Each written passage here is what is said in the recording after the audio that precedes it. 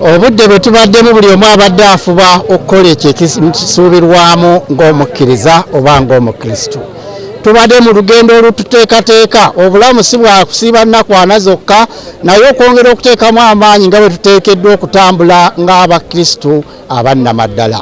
Si kuyimirizaamu buyimiriza ate tuddeyo mu bulamu obukadde, wabula amaanyi ge tujje mu nnaku 8 gatuyamba okwongera okutambula nga tuli b'amaanyi nga tujjudde essuubi, okusuubira ate n'okukkiriza.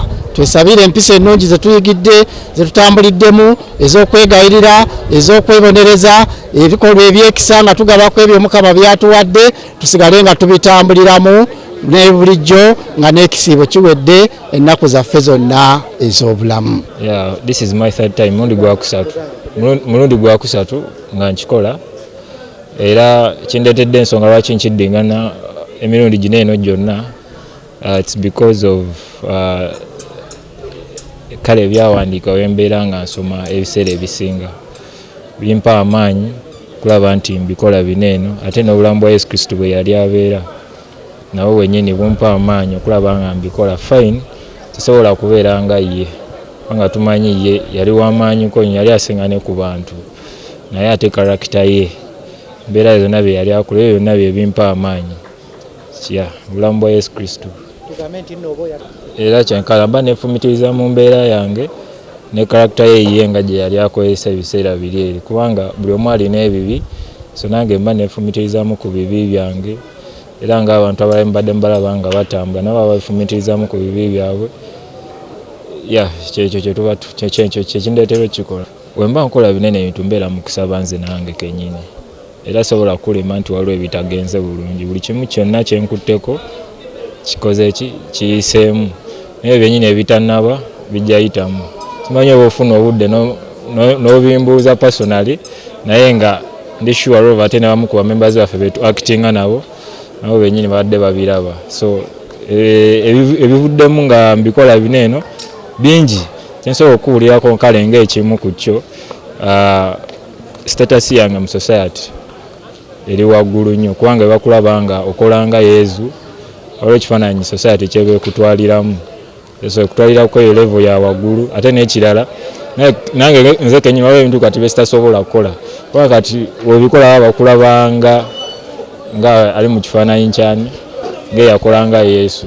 So kinyambyeko okuyimusa status yange mu society. N'okukkiriza kweyongeramu, because kati okubeera nga Yesu Kristo kibeera kizibu nnyo nga tolina kukkiriza, kubanga era obadde obiraba, obadde otambula naffe ng'obiraba bakukuba kibooko, abamu bakuvuma, nofuna insults mu bantu abalala bemusanga ku kkubo, but ebyo byonna tebitumala mu maanyi.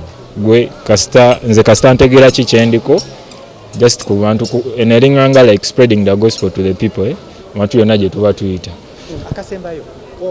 Ebisomooza byo bibeerawo mu buli kintu kyonna. Kati waliwo ebisomooza byenfunye, right, sinabya wano byokka naddala nga tutraininga ne bannange bano ba disciples, bagundi bakomanda baffe abasoja. Abasoja akuba omugo naye n'oguyambu leero gukutte. Just byoka nenga butonotono bwoboka. Oli n'aseka agamba Yesu biki kitegeera, nola n'omutunuulira n'atamanya nti nze mba mu kusaba kwange, ate n'ekirala nze mba ntuukiriza byawandiikibwa. So okusoomooza okwo tekumumalamu maanyi, kubanga nze mba nsaasira oyo ali okikola, kubanga ye kyali okulabako kyakomako. Kubanga kati wandaba nga ndi kuactinga nzolooza tuli mu katemba, ye waakoma kitegeera, naye kati ate ku nze kyeyongerayo n'abalala kyeyongerayo, kubanga baba bamanyi tuba mu kusaba tetufa ku bino bye tulabirako kungulu. So okukkiriza kwaffe kweyongerayo okusinga kwawo ye nga ye waaba akomye okutegeera. Omu kwenfunye bano ba Kayafasi baffe, manya abagundi ba Kayafasi baffe, bakayafasi ne komanda waffe abaserikale kale betu actinga nawo ku script. Waliwo ebiseera bakuba oluusi nabo ne bakuinsultinga nakuba omugere n'obanga tegwetegekedde, naye ebyo bibeerawo, it is part of the script.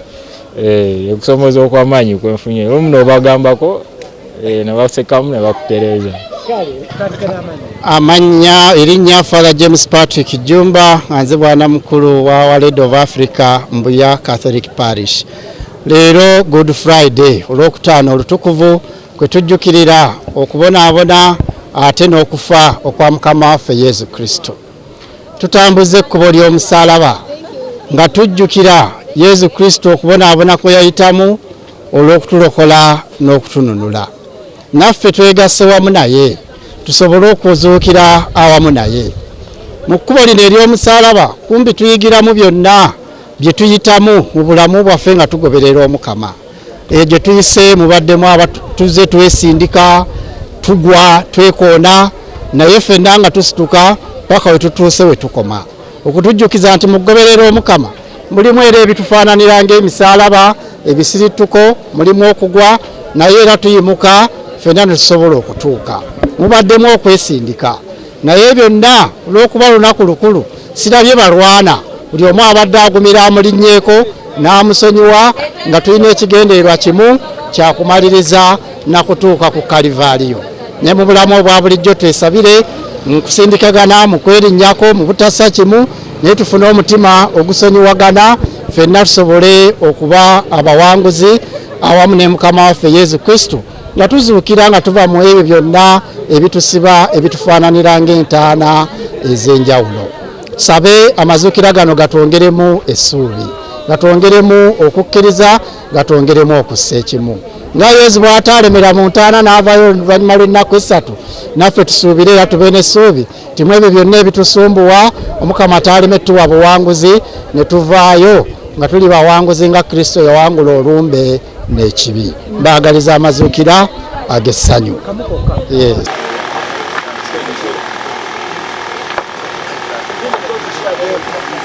Soldiers, let's play dice.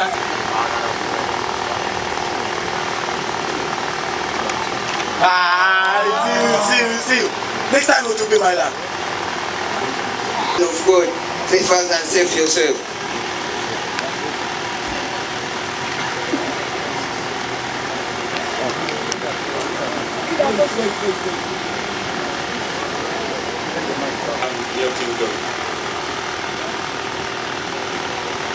Indeed,